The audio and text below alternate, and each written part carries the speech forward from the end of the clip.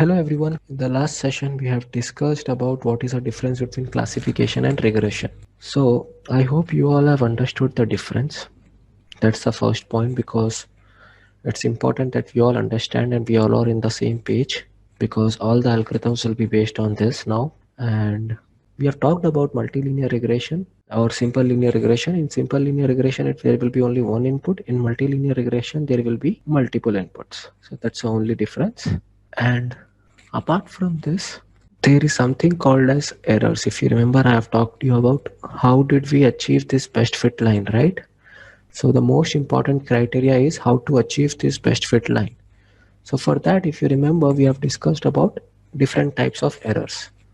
And on those different types of errors, we have to minimize the error. Now, how to do that? In our college days, we have learned about derivatives. In the application of derivatives, we have learned derivatives are also used for finding minima and maxima, right? And that's the same technique which we have implemented here. So, and how do we calculate error? It's very simple. For say this is a particular point, for x, say this is your y actual, but y predicted would be on the line, right? So please notice my cursor, okay? So that would be a y predicted. So that's how we have to find those differences, square it, and then take the sum over the distance or the differences for all the data points, and then average it out over number of data points. So that is called as mean square error. So let's discuss once again how do we code it, because it's important that you should understand how to code gradient descent in Python. Yesterday we have looked into mathematics. So let me go and tell you step by step how to code it in Python. It's just a matter of equations. So I believe it might have been difficult for you guys to code it.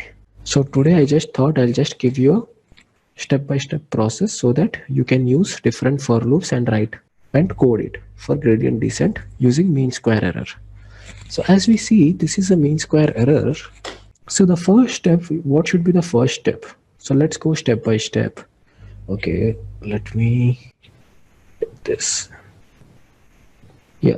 So what is first step? First step is calculate the mean square error, right? Go into Python, just use for loop because we are using summation, so we need for loop, right? Use for loop. Now let's assume that you are starting with your initial random initialization for m is equal to 0 and b is equal to 0. Let's assume that. Okay. So with this values, you know now with different x you will be having y predicted, right? And this is your y actual. So use this formula. Okay, it's very simple. You just need to write the formula in Python. Okay, and then use the for loop for summation. How do you do that? For loop for I in range of 0 comma length of, you can just use x or y anything because it's a number of data points, right? So it's up to you.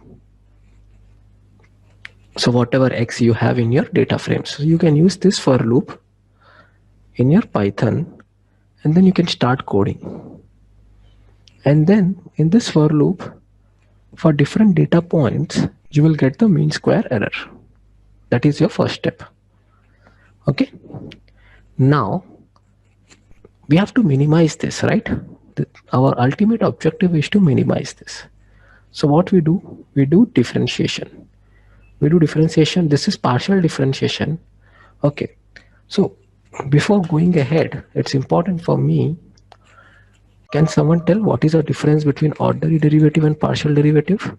See here, if the equation would have been say y equal to x square or y equal to x square plus 3x plus 2x or something like that, then y is only a function of x, right? Then if you want to find the derivative, then if you use partial derivative or ordinary derivative, it doesn't matter, because you have to derivate your y with respect to x only, right? So here also we have a function which is actually dependent on m and b. Why I am telling only m and b? Because x and y are the data points which are given to us, right? So those are like constant for us and which are repeatedly changing for each sigma or summation. The values which are variable or which are varying are m and b, and that is what we have to come up with a optimized value of m and b for which the gradient descent method can be achieved and you can minimize the error, right? So the first step I've already explained now. The second step is just denote this derivative d by dou m as say some d1, okay, in your Python. And then again in for loop, find the summation and find this value, okay? You know yi, which are actually changing with respect to data points.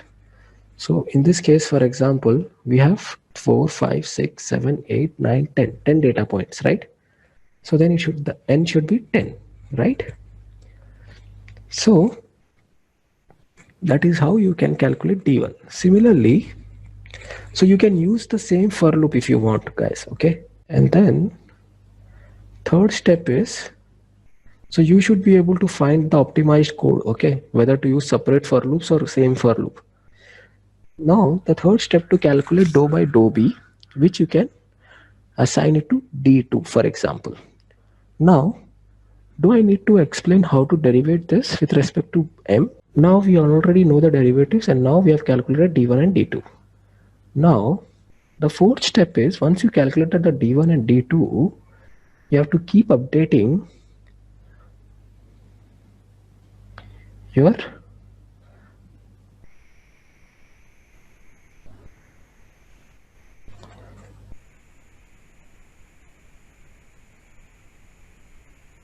b and m. Here alpha is your learning rate, okay?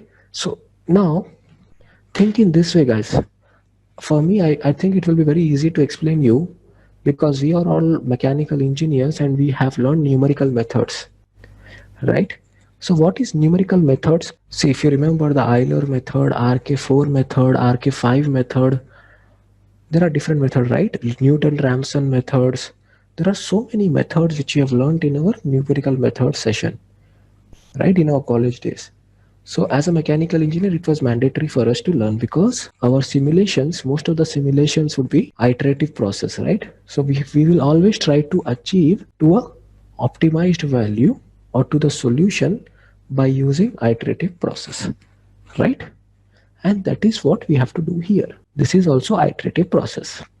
So we have to keep updating our values of b and m again and again until and unless you achieve the mean square error as minimum.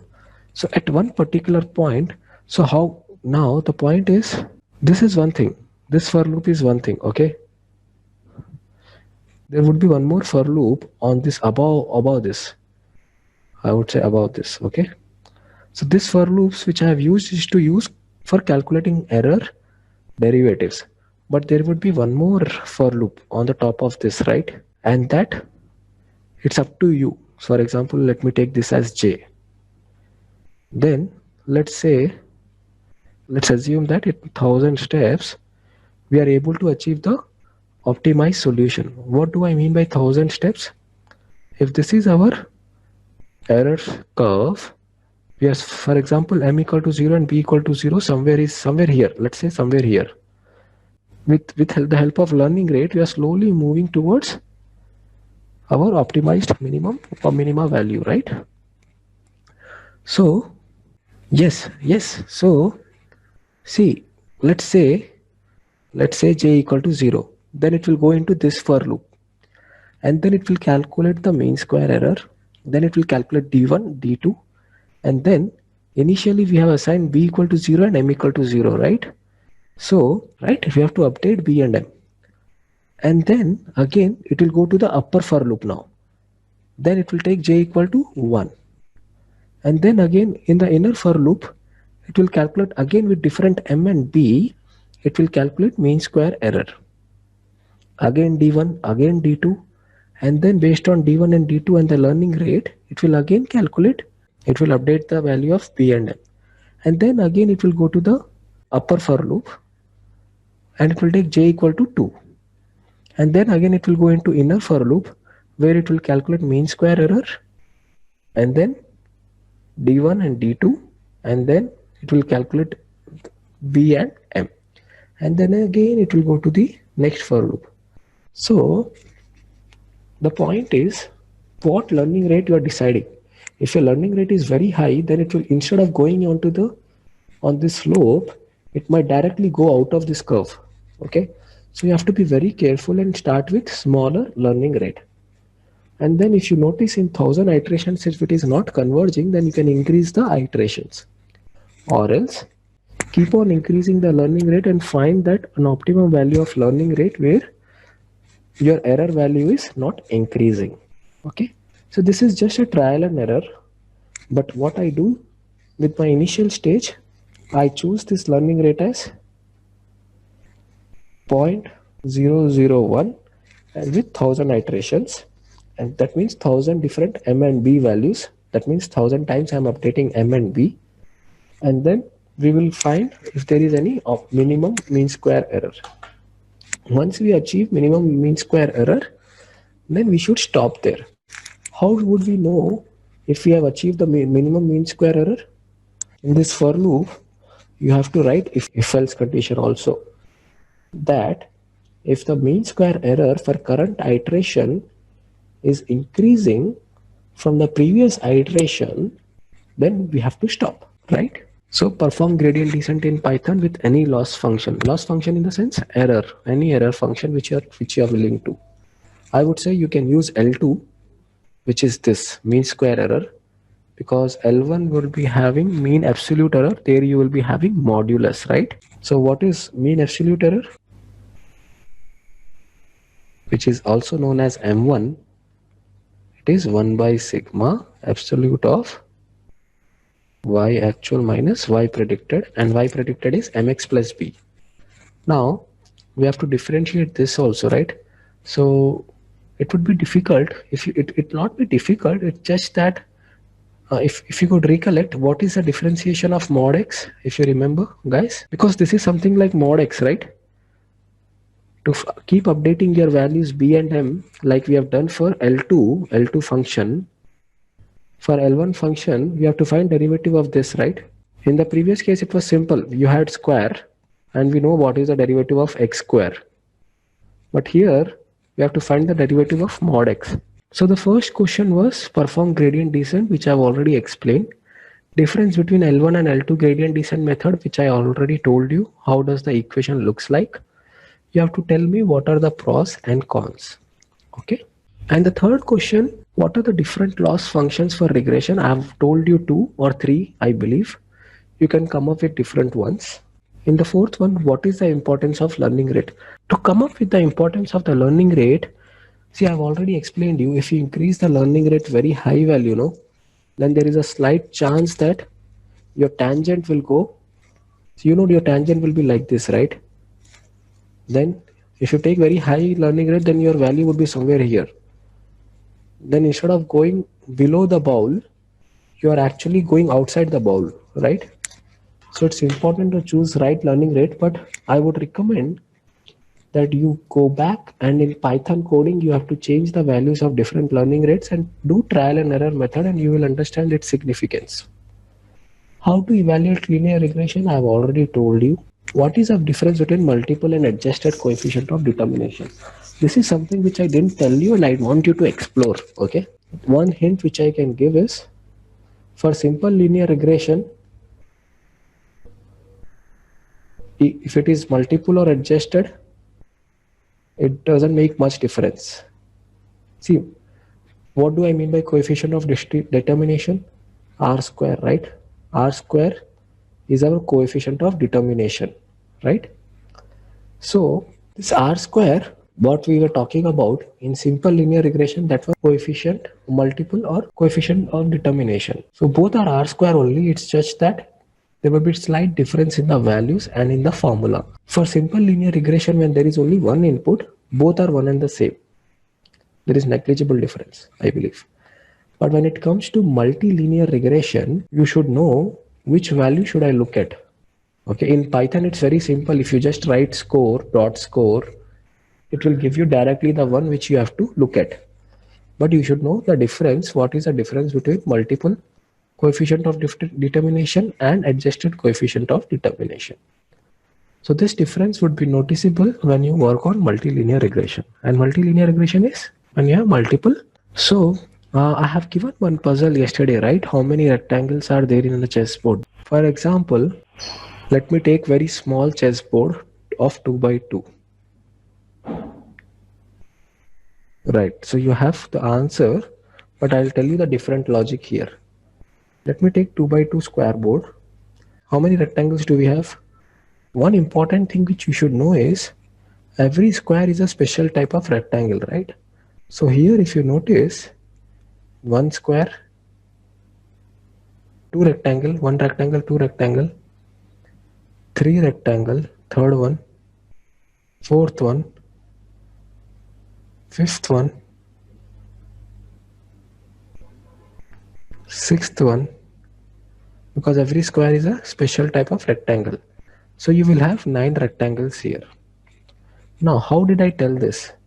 There is a specific reason why I have asked this puzzle, because see, to get to master, say I will not use master word, I would say to understand probability in a better way, if you remember, permutations and combinations are important, right? So this puzzle is on permutations and combination itself. So what I have done for 2 by 2, I had 3 lines, 3 horizontal lines and 3 vertical lines, right? So every rectangle can be made of 2 vertical lines and 2 horizontal lines. So we have 3 horizontal lines and 3 vertical lines. Out of 3, we have to choose 2 to make a rectangle, right? And out of 3 vertical lines, we have to choose 2 vertical lines to make a rectangle, right? So I told I need 2 horizontal and 2 vertical. So whenever there is and, there should be a multiplication. So this would be equal to 9. So you have 9 rectangles, right? Simple. Now for 8 by 8, can you tell me now for 8 by 8 what could be the answer?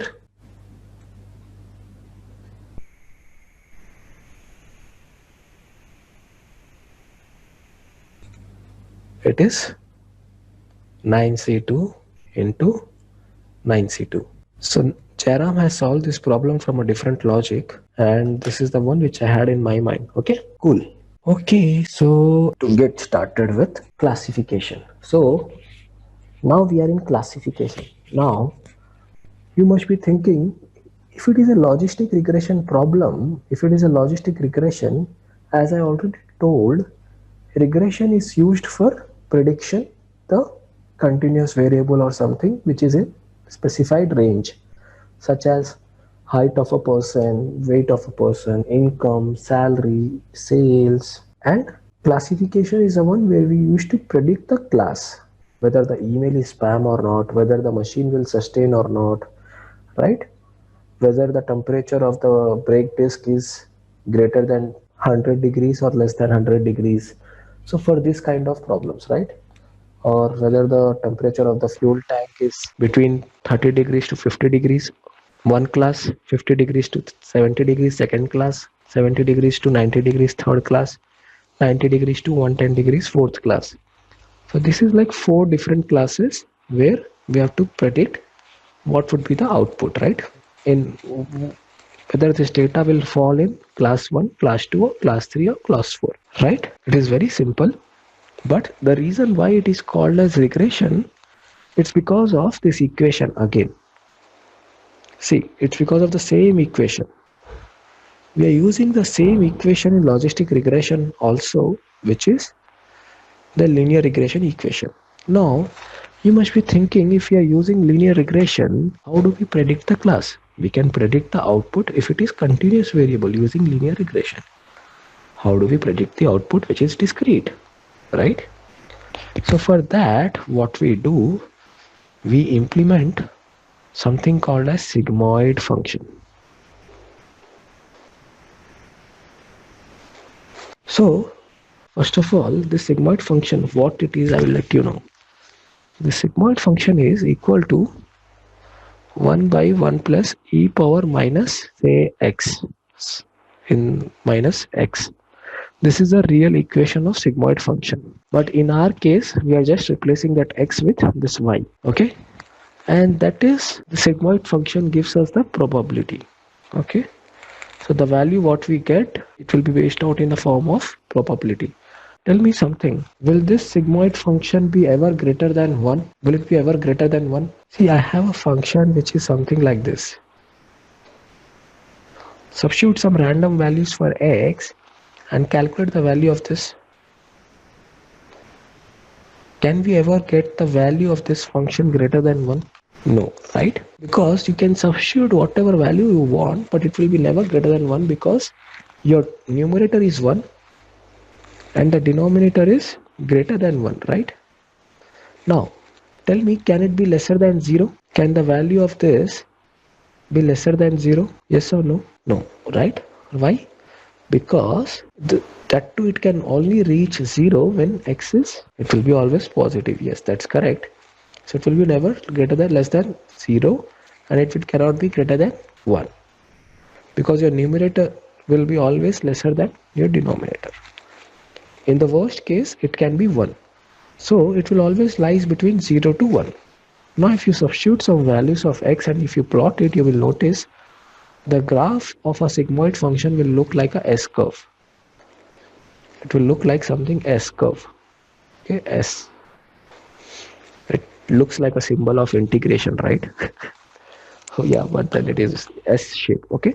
So as the values are ranging from 0 to 1 and we also know the probabilities are also ranging from 0 to 1. So this can be considered as a probability values, right? So as I already told, now the reason why it is called as regression because of this linear regression equation, and with the help of probability values we actually tell the class. What do I mean by class? For example, the red color dots are of one class and the green color dots are of one class. So let's say I have a data set where I have multiple inputs again, and the output is, we have to predict by looking at, say, just imagine the different configurations of air conditions. We have to just predict the class of the air condition, whether it is a split air conditioner or window AC, right? You all understand what is window AC and split AC, right? So based on that, we have the different data set. Now we have this many data sets. Let's assume 1 denotes all the split AC and the 0 denotes window AC. Okay. So we have the different data sets with different inputs and the output is whether the AC is window or split, right? Now, as I always tell, the first step is to do descriptive analytics, which is exploratory data analysis. Again in coding also.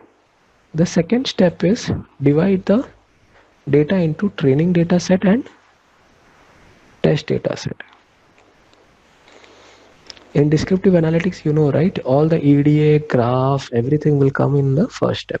And the third step is you have to implement that one function. For yesterday, if you remember, for linear regression, we have used linear regression. Similarly, for logistic regression, you will be using logistic regression. Okay. So, but how do we decide of which class it is? So now we have understood our output is the probabilities value, right? So if your output is in general, okay, in majority of the cases in general, if the probability value is greater than 0.5, then it is assumed that the new data will fall under class 1. If the probability value is less than or equal to 0.5, then the new data for which we are doing the prediction will fall under class 0. So for logistic regression, not even logistic regression, in most of the cases, sigmoid curve will always gives you the value, the output of the sigmoid function will be the probability values, and it will be always lying between 0 and 1. It's not just because it is lying between 0 and 1, it's because the sigmoid curve is meant in such way that it will give you the output would be probability values.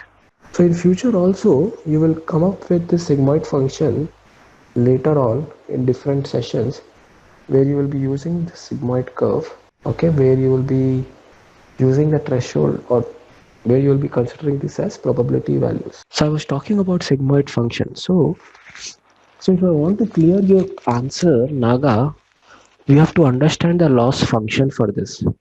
Okay. So if you remember the odd, what do we mean by odd? Odds. If you remember that something called as from your college days in the probabilities odd ratio. Do you remember what is odds ratio? It's a ratio between the probability that the certain positive or the certain event occurs and the probability that the event does not occurs. That is called as odds ratio, right? So in general, it is divided as, see the odds ratio. Let me explain you about the odds ratio.